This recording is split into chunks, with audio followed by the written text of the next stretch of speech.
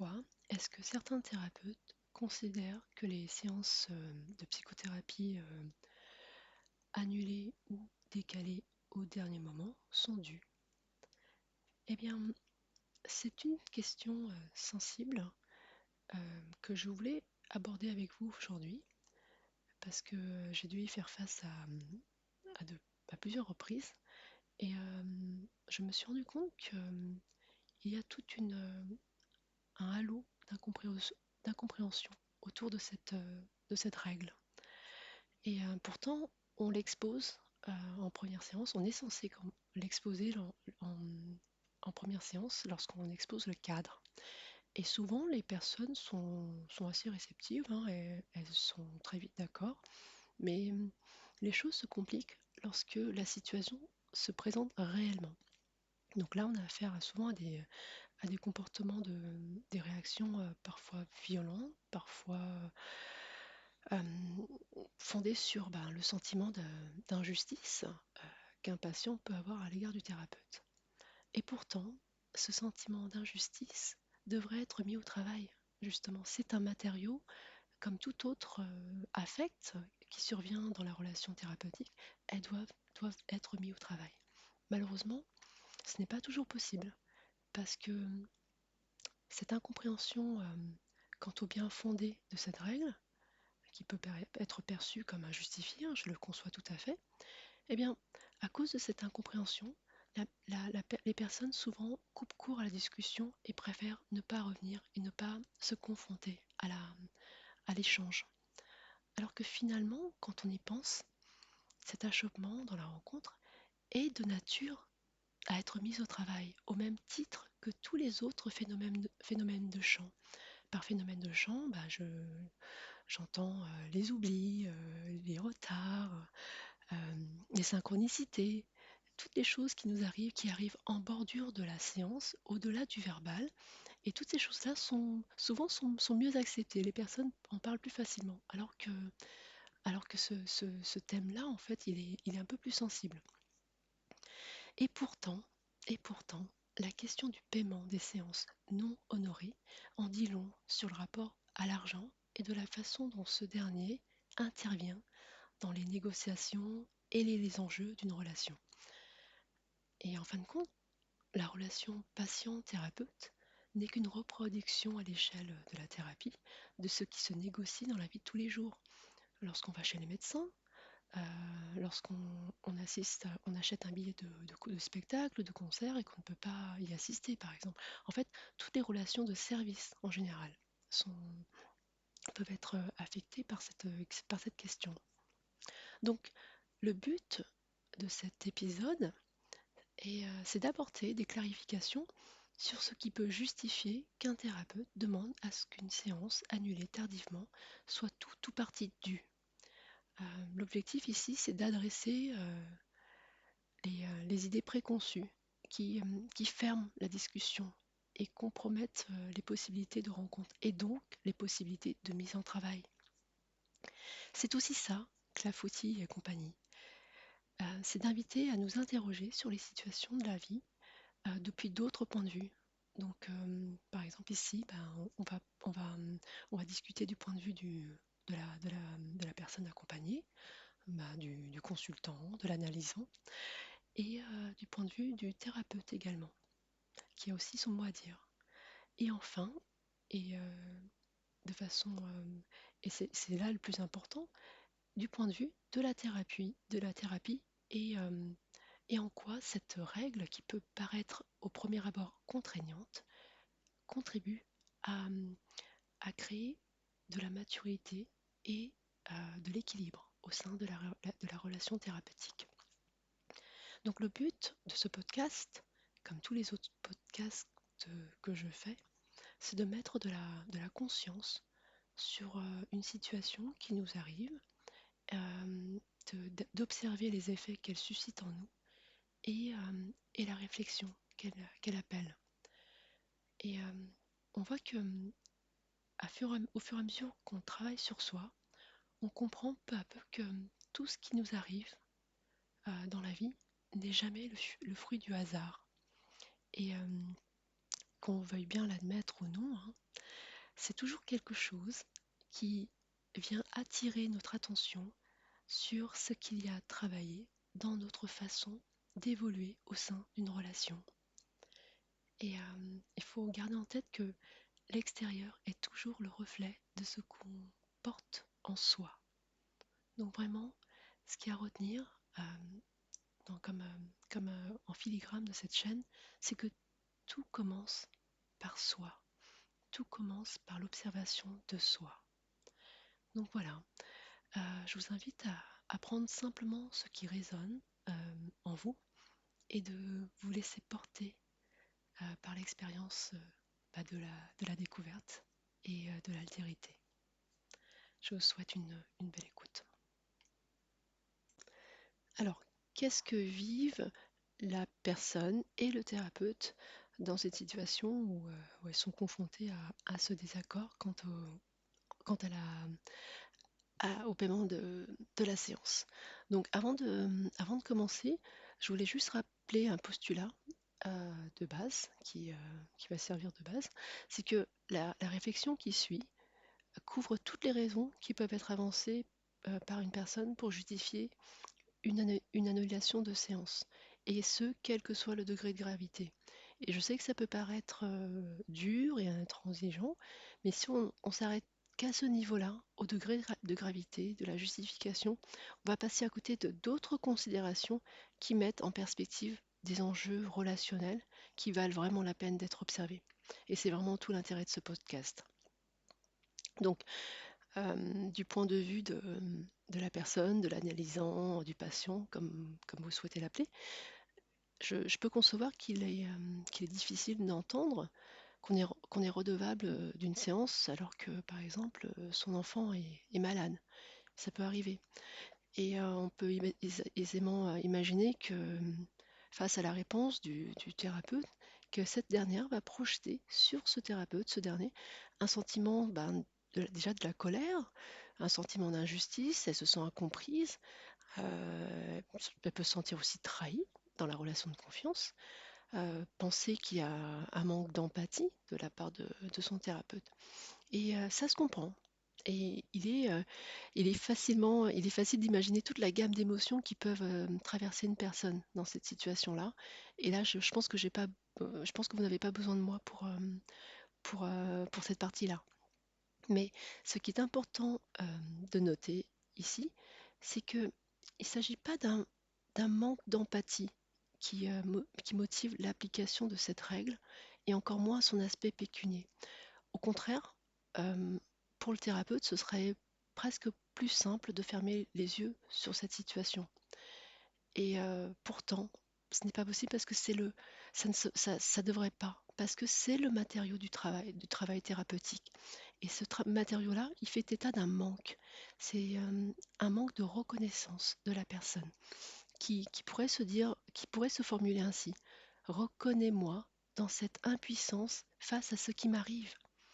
Et c'est ça tout le but du travail sur soi, c'est de redevenir sujet et se détacher de sa dépendance à l'égard de l'autre. L'autre avec un grand A au sens de Lacan. Cet autre que, cet autre que nous-mêmes qui, qui incarne toutes les injonctions que nous introjectons depuis la sphère extérieure et dont on se laisse gouverner. Donc voilà, reconnais-moi dans cette impuissance que je subis face à ce qui m'arrive aux événements extérieurs. C'est un peu si on laisse faire, c'est un peu couvrir ce manque de la personne. On se fait complice de ce manque-là. Et ce n'est pas, c'est le rôle du thérapeute de travailler avec cette personne.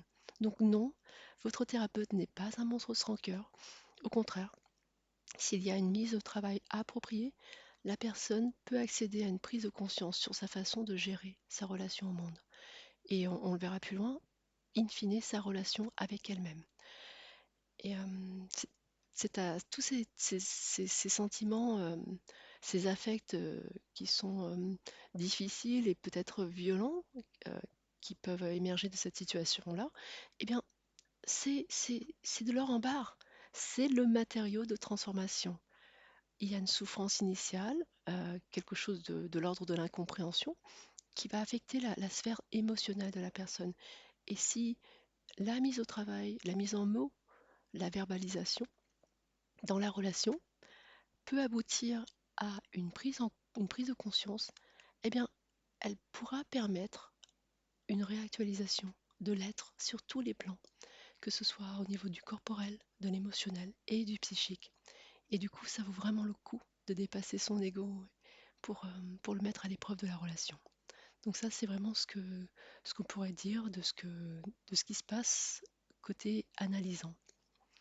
Alors du côté du thérapeute, eh bien, il faut savoir que lorsque les personnes euh, oublient la séance ou lorsqu'elles décommandent tardivement, euh, nous, on est là.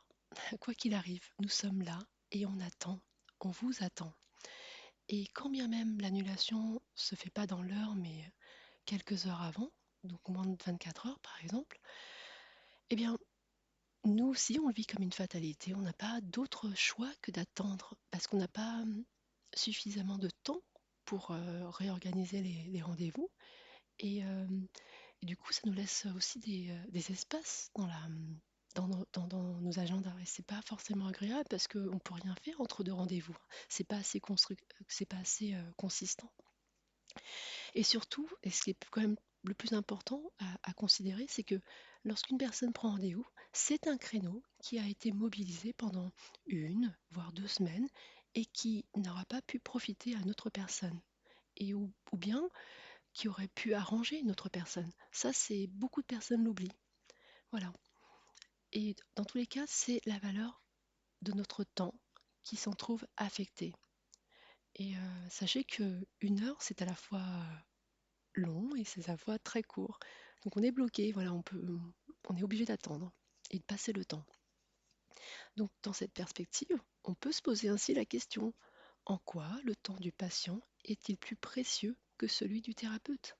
Puisque la relation thérapeutique est à l'image d'une relation qui se passe entre deux êtres humains, qu'est-ce qui justifie cette différence revendiquée dans le refus d'honorer une dette? C'est, c'est une question qu'on pourrait très bien se poser, qui pourrait très bien se poser ainsi. Et donc, enfin, qu'est-ce que, du point de vue de la relation thérapeutique, comment ça peut se vivre? Eh bien, on se trouve face à une situation qui confronte deux parties. Et c'est une situation qui ne va pas de soi, parce qu'elle demande un positionnement. Euh, donc, tout dépend de comment va se négocier ce positionnement de l'un ou de l'autre dans l'espace de la rencontre. Et en tout cas, ce n'est pas une situation qui est destinée à perdurer, parce qu'elle n'est pas satisfaisante pour le patient, parce qu'il attend de savoir s'il reprend ou pas rendez-vous, ni pour le thérapeute, parce il a quand même une séance annulée, et il sait pas, enfin, il y attend. Donc c'est aussi un manque à gagner pour lui. Donc, du coup, on a d'un côté du temps qui a été mis à disposition, qui n'a pas été rémunéré, et de l'autre, on a une personne qui pense que le service n'a pas été consommé. En tout cas, c'est ainsi que c'est perçu et c'est ainsi que c'est exprimé dans la plupart du temps. Donc, on est dans une configuration qui est potentiellement inconfortable et qui demande une mise en mots. D'où tout l'intérêt de la rencontre, qui est une condition nécessaire à une mise au travail. Et voilà. Et avant de passer à cette partie-là, il y a un point important que je voulais souligner, c'est que certains thérapeutes appliquent cette règle, comme c'est mon cas, d'autres non. Et c'est OK. Mais par contre, lorsqu'on décide de le faire, il faut qu'elle soit clairement énoncée lorsqu'on présente le cadre de la thérapie. Le cadre, en fait, c'est simplement l'ensemble des conditions qui permettent la rencontre physique, donc le lieu géographique, l'heure, tout ce qui a trait à la ponctualité, et la rencontre symbolique. Donc symbolique parce que dans quelles conditions pouvons-nous nous rencontrer qui soient acceptables dans le sens respectueux de l'équilibre de la relation, donc des conditions acceptables pour l'un et pour l'autre. Donc c'est ça un cadre, permettre une rencontre physique, une rencontre symbolique, dans des conditions acceptables. Et l'espace thérapeutique, c'est le laboratoire de la vie, là où s'expérimente une forme de relation qui, au début, se vit selon les modalités propres à une personne, à la personne, à un instant donné de son cheminement. Et cette relation est amenée à être vécue et expérimentée à travers les enjeux de l'altérité. Cette altérité, elle est représentée en la personne du thérapeute qui va jouer le rôle de l'autre, de l'environnement, qui met à l'épreuve la personne dans sa relation au monde. Donc, thérapeute et patient vont faire partie prenante d'une relation qui est co-construite, qui se réactualise au fil des interactions et des mises au travail. D'où tout l'intérêt de ces situations au prime abord inconfortables et conflictuelles, mais d'où finalement il en ressort une possibilité de renouveler sa façon d'interagir et de négocier avec l'altérité. Donc réactualiser ses modalités d'être au monde. Et cela, c'est possible que s'il y a rencontre et que le thérapeute soit droit dans ses bottes et se positionne dans le rôle qu'il a à jouer, dans ce qui parle finalement du patient et qui est amené à se rejouer dans la relation thérapeutique. Dans cette partie, observons ce que la situation met en lumière. Donc je rappelle la configuration. Une personne prévient tardivement le thérapeute que de son impossibilité à venir à la séance et refuse aussi de s'acquitter de la séance, ce malgré ce qui a été convenu dans le cadre qui a été présenté dans la première séance. Donc, pour commencer, il y a deux façons de voir la relation thérapeutique. On peut la voir comme un service. Dans cette optique, le patient peut légitimement se dire que s'il n'y a pas eu de service, il n'y a pas de raison qu'il s'acquitte de la séance. Logique, c'est une façon de voir les choses. Je reçois un service, je le paye. Je ne reçois pas de service, je ne le paye pas. Mais à mon sens, cela ferme les possibilités de mise en travail, puisque ça veut dire qu'à la moindre résistance, on peut se désengager. Donc, on laisse les vannes ouvertes aux mécanismes de défense quand les choses sont difficiles. Et dans cette optique, le travail, à mon sens, en thérapie est se complique parce qu'on ne se laisse pas la possibilité d'y travailler, de l'observer, d'élaborer quelque chose pour une prise de conscience. Donc, ça nous amène à la seconde façon de voir les choses, qui convoque la notion de responsabilité, qui est toute l'essence de la chaîne Clafouty et compagnie. Donc, dans cette perspective, quand on se met dans l'impossibilité d'honorer un rendez-vous, quelque part, le message qui est envoyé au thérapeute, c'est celui-ci. Reconnais-moi dans mon impuissance à honorer mes engagements par rapport à moi-même. Et oui, par rapport à soi-même, parce qu'une thérapie, c'est avant tout un engagement par rapport à soi-même. Donc, la personne demande au thérapeute de le reconnaître dans son impuissance à pouvoir honorer ses engagements par rapport à elle-même. Or, tout l'essence de la responsabilité, c'est de pouvoir reconnaître notre participation au monde dans le sens de notre contribution à ce qui nous arrive dans nos vies. Et sans cette reconnaissance-là, on ne peut pas reprendre le contrôle sur sa vie et ainsi mettre un terme au cycle de répétition des mêmes schémas qui mettent en œuvre de façon plus ou moins consciente des situations de mise en échec. Parce qu'effectivement, ne pas pouvoir venir en séance et ne pas vouloir le travailler avec le thérapeute, c'est également une façon de se mettre en échec parce qu'on ne se met pas en position de comprendre et d'élaborer. Et je sais que c'est difficile à admettre, mais quand on peut réaliser ce travail de tissage, de mettre au travail ce tissage d'événements qui ont concouru à une remise en cause de l'engagement, on retrouve toujours une trace inconsciente d'une certaine forme de défense, de mécanisme de défense, qui est situé complètement dans l'angle mort de la personne. Or, ce qui est dans l'angle mort d'une personne, c'est justement un précieux matériau de travail. Par exemple, qui peut être en lien avec la façon dont la personne négocie les relations interpersonnelles à travers les enjeux de pouvoir. L'argent ici pouvant être utilisé comme un motif pour instaurer un certain type de relation asymétrique, donc de type client-prestataire. Ça parle également du rapport de la personne vis-à-vis d'une perte irrémédiable, donc perte d'argent. Comment je négocie ça? Qu'est-ce que je ressens? À quoi ça fait écho dans ma vie? Et enfin, c'est aussi un matériau de travail en lien avec les affects qui peuvent survenir dans ces moments de négociation avec le thérapeute. Donc, on peut se retrouver face à la colère, des sentiments d'envie, encore une fois des enjeux de contrôle de la relation avec l'argent. Ça, c'est des choses qu'on peut travailler lorsqu'il y a rencontre. Euh, donc, ce que la situation met aussi en lumière, et c'est mon troisième point, c'est que pour pouvoir travailler cette situation plus ou moins conflictuelle avec le thérapeute, euh, il faut qu'il y ait une rencontre. Donc, c'est pour cela que euh, le fait que ce désaccord soit motif à rompre une relation thérapeutique, c'est un passage à l'acte qui ne permet pas la poursuite de l'analyse et qui ne permet pas d'aller soulever les premières défenses euh, derrière laquelle peut se jouer quelque chose en lien avec la demande première de l'accompagnement. Voilà.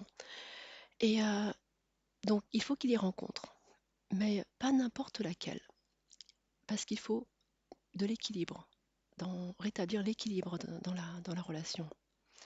Et pour cela, le fait de s'acquitter d'une séance non honorée permet au patient de se libérer du poids de la dette et de ne pas se sentir redevable vis-à-vis de son thérapeute. Parce que si jamais la personne revient avec le sentiment que le thérapeute lui a fait une fleur parce qu'il a été sympa et que voilà, il a, il a passé sur les éléments du cadre, eh bien, elle va se sentir redevable et elle va pas pouvoir être pleinement authentique dans ses discussions avec lui à l'avenir. Voilà. Et du côté du thérapeute, euh, le fait que le patient s'acquitte de sa dette le retire d'une position potentiellement de sauveur. Par exemple, en se disant, oui, je te reconnais comme impuissant, donc je vais te faire une faveur et je vais te sauver et je vais te permettre de passer outre cette règle. Voilà. Euh, il n'est plus dans une position de sauveur, mais il n'est pas non plus dans une position de toute puissance. Parce que d'un patient à l'autre, il n'a pas à juger de qui peut ou ne pas prétendre à une exemption de la règle du cadre. Donc, il n'est pas sauveur, il n'est pas tout puissant. Et le patient peut revenir de façon pas symétrique dans la relation. Et tout ceci a pour conséquence de réinstaurer une certaine équité aussi dans la patientèle, puisque chaque absence est abordée et mise au travail de la même façon. Et la même façon, mais tout en respectant la singularité et l'unicité de chaque personne, puisque finalement, il n'y a pas de référentiel, il n'y a pas une raison qui est plus valable qu'une autre, il n'y a pas donc pas de nécessité de faire une exception. Il y a juste un cadre qui permet une rencontre.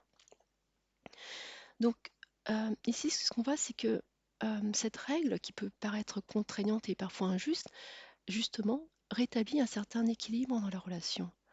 Le thérapeute respecte le choix de ne pas venir en séance, de ne pas pouvoir venir en séance, et le fait qu'elle s'acquitte de cet engagement permet aussi à cette personne de montrer qu'elle respecte le temps du thérapeute qui aussi entre en jeu dans cette situation-là. Donc ici, ce qu'on peut dire, c'est que l'argent fait tiers et permet à chacun de rester à sa place Donc il n'y a pas de dette, il n'y a pas de déséquilibre, il n'y a pas de relation asymétrique, donc il n'y a pas de phénomène d'inhibition, au moins sur cet aspect-là. Il n'y a pas de jeu de compensation. La préservation de la symétrie dans la relation permet à la personne de s'exprimer de façon symétrique, de façon authentique, parce qu'il n'est pas redevable vis-à-vis de l'autre. J'existe avec l'autre sans la nécessité d'instaurer un rapport de pouvoir. Et ni le rapport de pouvoir étant de voir la relation thérapeutique comme une tractation commerciale ou de le fait de le subir, de la subir en étant en dette par rapport au thérapeute. Il n'y a plus ces enjeux-là. Il y a juste une possibilité de revenir à une page blanche et de maintenir la relation. Et donc, ce qu'on peut comprendre par rapport à ce que je viens de dire, c'est qu'une relation n'est pas thérapeutique ou non d'ailleurs, hein. Une relation équilibrée n'est pas un état de fait. C'est quelque chose qui se co-construit dans une rencontre et où des écarts peuvent survenir lorsqu'il y a confrontation de l'altérité. Et justement, c'est parce qu'il y a confrontation avec l'autre que les ajustements créateurs peuvent surgir dans ces espaces. Et, euh, et c'est ça, toute la créativité dans le processus d'individuation. Et cette créativité, elle est inhibée dans les relations, par exemple, statiques, où par exemple, on élude tout ce qui est potentiellement source de désaccord. Donc voilà, soit le thérapeute ne, ne- ne tient pas son cadre, et malgré ce qui a été dit, et n'assume pas sa position, son positionnement jusqu'au bout, ou soit ben, le patient passe à l'acte et met fin à la thérapie parce qu'il n'est pas d'accord avec la règle qui a été convenue en, en début d'accompagnement. Or, les relations interpersonnelles, c'est quand même, elles sont toujours ponctuées d'accords et de désaccords. Et l'espace thérapeutique, c'en est un échantillon. Donc, par conséquent, ce rapport à l'argent permet de mettre au travail la capacité pour du patient à maintenir le lien, même en cas de désaccord. Notre monde est ainsi fait, il est fait d'accords, de désaccords, de bons objets, de mauvais objets. Il est ainsi fait d'ambivalence. Donc il est nécessaire de pouvoir travailler à notre capacité à soutenir cette ambivalence. Donc, ce que je disais, c'est que bon, les ajustements créateurs se font dans ces espaces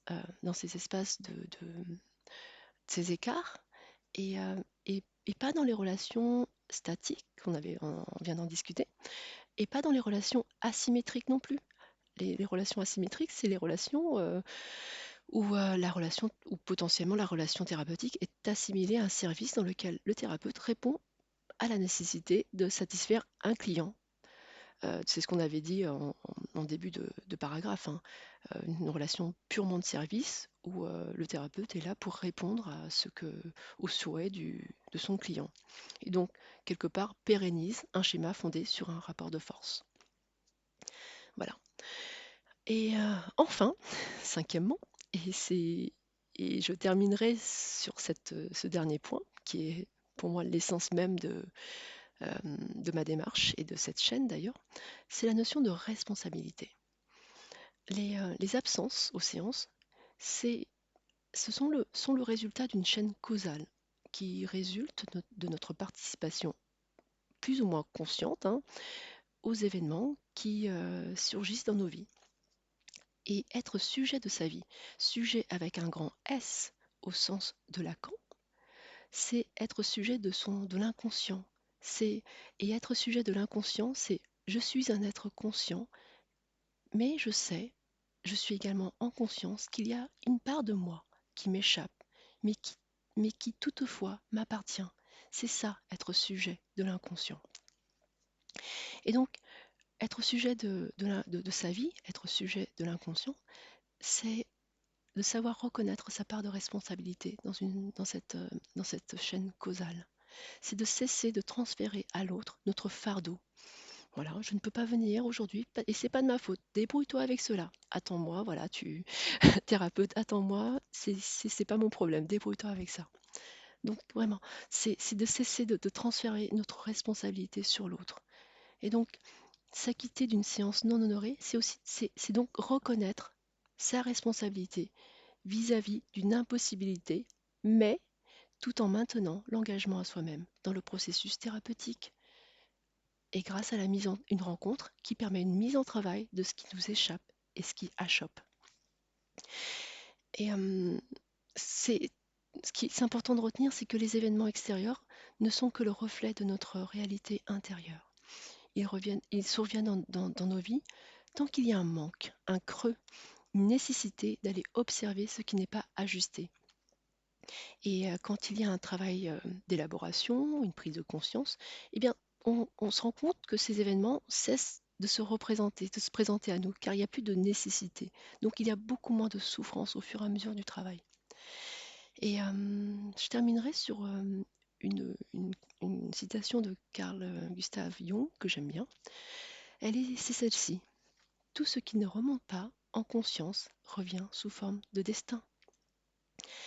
Donc quand on prend conscience de notre responsabilité dans ce qui nous arrive, c'est ainsi que peu à peu, nous transformons notre destin en destinée. Nous reprenons notre pouvoir sur les événements de nos vies. Nous redevenons sujets de notre vie.